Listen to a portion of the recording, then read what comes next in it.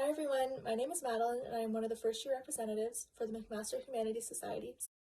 Hi everyone, my name is Shadden. And today, Shadden and I, as you know, are going to be doing a takeover with McMaster Humanities.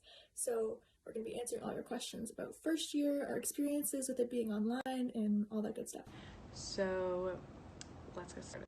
Okay, so the first question I'm going to be answering is about Frosh Week or Welcome Week, depending on what you like to call it. And honestly, since I didn't have an in-person one, I only had an online one. That's what I'm going to be talking to you about today. So at my online one, there was lots of events. They really went all out. There was a lot more events than I expected, personally. They had different categories and themes. So I went to some trivia nights, some game nights, some painting and drawing nights, all sorts of things. And they were categorized based on, you could go to only humanities ones if you wanted, you could go to humanities and other faculties like engineering, or you could go to just plain open to anyone, any first year's events. So that was really great. Okay, so I need my glasses. Another question that was asked was, what courses are you taking? What do you like and recommend? What's your favorite first year course that you took? Okay, so last term I took the mandatory humanities course, which Shannon's going to be talking a bit about. I took Intro to Macroeconomics. I took Women, Culture, Power, which is a women's studies course. I took Philosophical Questions, which is a philosophy course. And I took Canadian Society and Law, something like that. It was a sociology course that I really enjoyed. The courses that I'm taking this term are Meaning in Life, which is a philosophy course, Philosophy, Law, and Society, which is another philosophy course. I'm taking Women Transforming the World, which is a women's studies course. I'm taking Intro to Sociology, and I'm taking Intro to Peace Studies. So last semester I took Voice and Vision, Words to Change the World, Making and Unmaking Literary Traditions, which is an English course, Intro to Communications, and an Intro to Sociology. This semester I'm taking Multimedia and Digital Society, Intro to Marketing, Intro to Theater, Film, and Society, and Politics and Power in a Globalizing World, which is a political science course. Okay, so someone asked, what is Human 1VV3? So that is the required humanities course that we're supposed to take as first year students. It's the Voice and Vision one I mentioned. And it's constantly evolving year to year, so your experience might be different from ours. But I had Professor Donaldson, we all did, I think.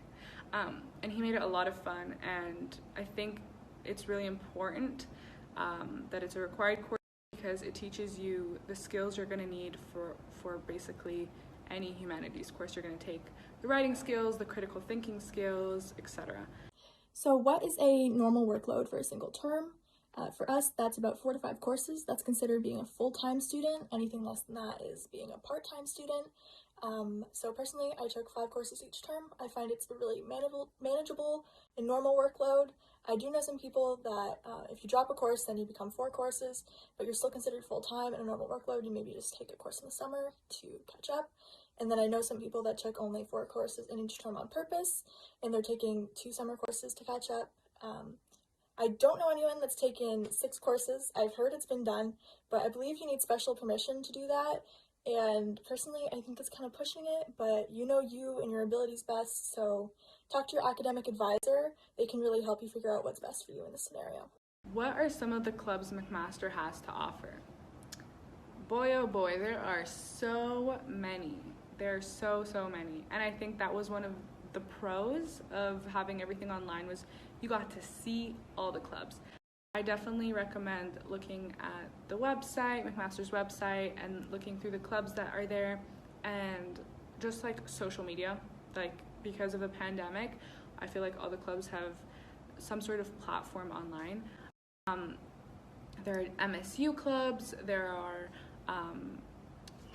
faculty clubs, society, like faculty and society clubs. There are so many to choose from, so definitely do your research. I think it's really important, like I said, to, try to dip your toes in things that you're interested in and might be interested in, because do we really know who we are? No, we don't.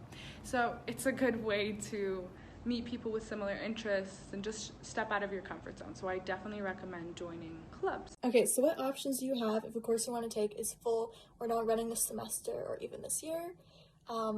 This happened to me.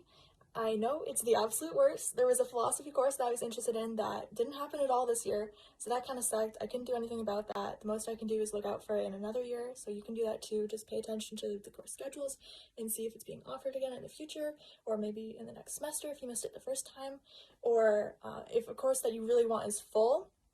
That happened to me with another philosophy course, my Meaning in Life one that I'm in right now.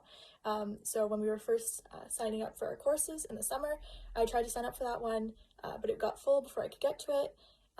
But I just kept an eye on it, and I kept refreshing and refreshing over the next couple days. I think a week later, I saw that they had some spots opened up, and I jumped on it. And I got right in there, and I've had that happen to some other friends too. So it's definitely possible to get into courses.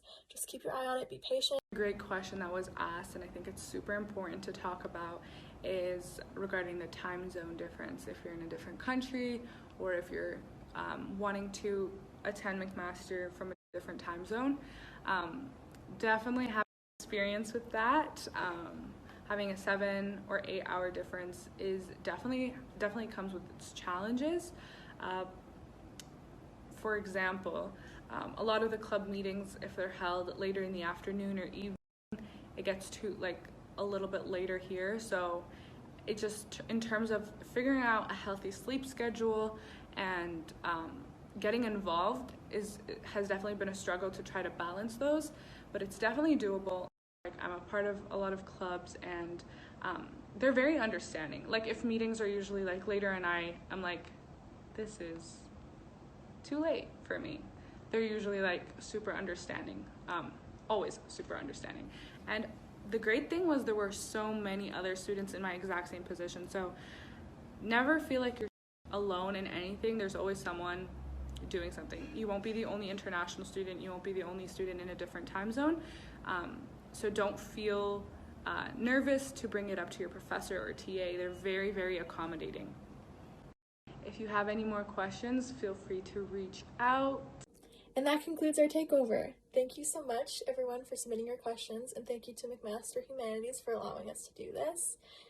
If you have any more questions, feel free to reach out to either Shannon or I, or to the MHS First Year Rep Instagram account, which we'll be tagging somewhere here, and to the MHS Instagram account in general.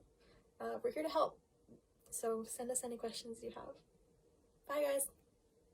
Thank you so much for asking questions and for watching. Hopefully this was helpful. Yeah, thank you for having me.